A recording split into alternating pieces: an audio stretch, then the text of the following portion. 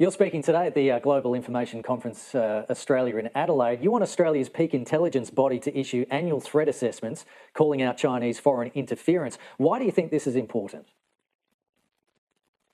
Whether Australians know it or not, right now we are on the receiving end of information warfare by foreign authoritarian states, including China. And what those campaigns aim to do is influence our thinking and constrain our choices so that ultimately we make decisions that are consistent with their national interest instead of our own.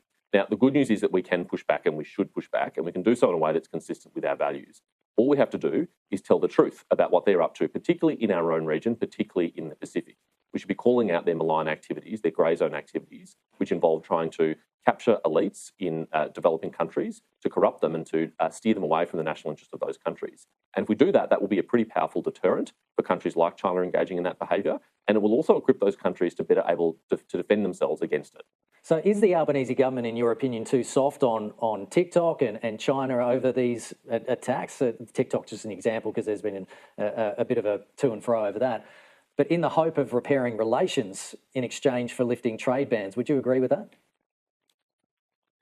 I don't think we're doing enough to defend our own democracy against external threats, including by addressing vulnerabilities like TikTok. And I don't think we're doing enough to help other democracies in our region defend themselves. That's why I'm proposing that the Office of National Intelligence publish an annual unclassified assessment of the geopolitical trends and concerning developments in our region involving foreign interference and espionage, cyber attacks and other things, to call that out. And that be accompanied by an annual speech by the Director General of Intelligence to give some flavour to what we're seeing happen in our region with the intelligence that we collect, including with our partners. Would you worry that would sour relations between Australia and China, though?